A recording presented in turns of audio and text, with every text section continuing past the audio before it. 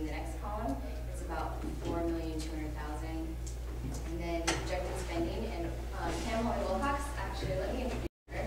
She's sitting back here. She is the Director of Information Services, so she has been working with our committee, and she's informed us of all these figures, and she's really talented, and she does really well with the projected budgeting. If you would look at her budgets, they're pretty much spot on.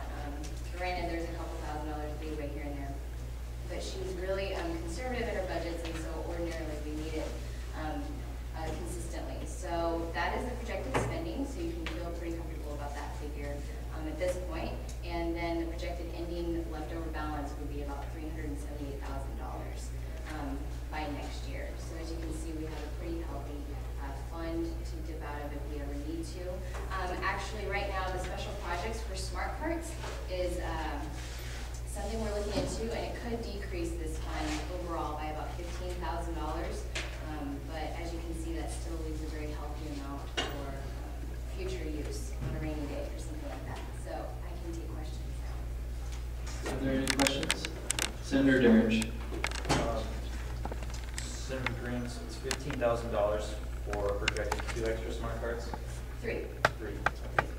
Thank you. Chelsea, Chair Farmer.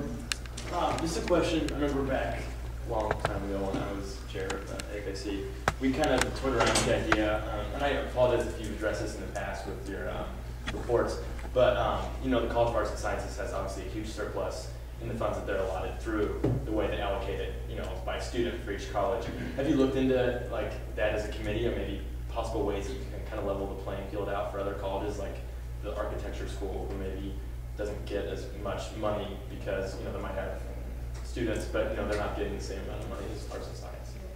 We actually did look at that when we were first learning about the technology fee and how it is distributed, and that is kind of, it's a formula that has been used ever since they made the agreement back when you divide the central fund from the college funds. And we have gone over the college fund budgets, and currently we don't see any red flags as to certain colleges hoarding their technology. Like in the past, arts and sciences, if you look over some of the past years, they have had an over-exuberant amount of technology fee left over, and they haven't really allocated that in a timely manner previously. But this year, currently, everything looks fine with their budgets. So as far as leveling the playing field, I think that would take a really large act by the administration to decide on how they want to distribute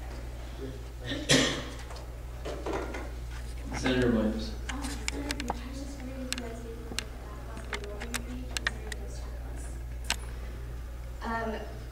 That is something, when you talk about lowering the fee, then it gets a little bit, I would say, more scary for us, just because we don't know what the future economy holds, and we don't know what the future is as far as like if the university has more budget cuts. And as we discussed it, we decided that having this amount, considering all the rest of it, it's still good to be conservative. It's still good to be safe, I guess. And so we felt that it's reasonable to keep it at the regular rate rather than decrease or increase. External Vice President Crook. Just to kind of expand on that, because I was concerned about that too for a second, but then you look at like the projected ending balance as a portion of the projected spending for these years is pretty small. So like in order to, like Rena said, like maintain that sort of fiscal responsibility, just That'll conclude discussion. Is there questions? Are there any other discussion for this bill? Senator Peterson. I was wondering if we could do a friendly amendment on line 5 to change the 2008, 2009 to 2009,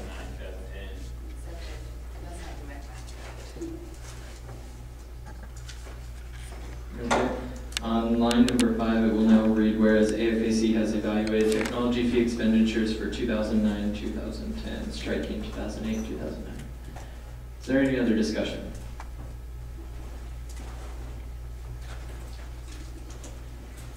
Is there any other discussion?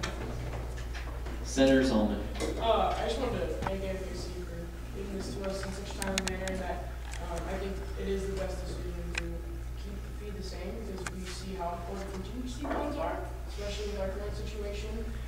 Lowering a fee like this, that's fairly unpredictable, is not something that's in the best interest of the student body. So thank you to all those that serve on AFAC, Center, and Onsite Center for really doing this. This is really great. We're glad to have a surplus that's healthy. Is there any other discussion? All right, seeing no other discussion, we'll move into a vote. This just takes a simple majority, so we'll do it by voice vote. All of those in favor of Senate Bill number 12, please signify by saying aye. Aye. All those against, please say nay. And those wishing to abstain, please say aye. Motion passes. All right, this will bring us back to our regularly scheduled agenda, Government Bill number 9, GLC Directive LB 1001. GLC Chair Barmer, would you like to open? Oh, yeah, sorry. Sorry about that, Colin. Would you like to open? I was one step ahead of you. GLC Chair Barmer, go ahead. Oh, actually, I would like to amend it on the floor and insert an and after every whereas clause except the one that begins on line 23. When you mean whereas clause, the ending comma before the next line, right? Okay, so whereas ASUN believes that an affordable and quality education should be available to all students. Okay. I'm not going to read all of those off. Is there any question about the content of the amendment? Okay, seeing no questions, I will move the opening to GLC Chair Barmer. Thanks. Thank you. LB 1001 is a bill that obviously, as you know, the purpose of GLC is to find pieces of legislation going through the local, state, and national levels that are directly pertinent to students here at UNL.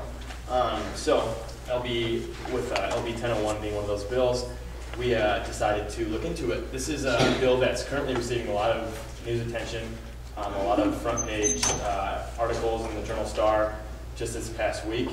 I'll give a really brief overview. I hope that you've had the chance to read. I sent out an email last night with both the bills that we're presenting, and then I just passed around a little informational sheet. So I'll try to keep my intro brief, but just so we all kind of have a general understanding as to what this bill going through the state legislature would entail. LB 1001 was brought up by Senator Jansen, and what it would do essentially is repeal an existing state law that was put into effect back in 2006. And this was called the Nebraska Dream Act. On your handout, with the Nebraska Dream Act came the following 3 conditions that had to be met for anyone, including an undocumented student, to receive in-state tuition at any post-secondary institution here in Nebraska. So like you see, they had to have lived in the state of Nebraska for at least 3 years, graduated from Nebraska high school, and signed an affidavit with stating they would apply for citizenship when eligible to do so. I think it's important to note that this is not a free pass for them to get into any college or public institution here. They still have to meet all the admission requirements put forth by that college to get in. This is simply just allowing them to receive in-state tuition compared to out-of-state. It has been argued that for these students, non-documented students, you can see that the current dropout rate for them in high school is about 50%, and they fear that if this bill were to go through and that they were to have to pay out-of-state tuition to get into college, there would be no incentive for these students to further their education past high school. As you can see, this is pertinent to UNL and the university system here in Nebraska, with this past fall 35 students that received in-state tuition for going here at the university. As you can see, 35, I can break that down even further, 17 at UNL, 15 at UNK, 3 at UNL, and none at UNMC. And then I also included in-state tuition compared to non-state, and then international tuition costs and all that on your sheet. With that, just so we're clear, the bill that's going through the state legislature right now would repeal the existing law that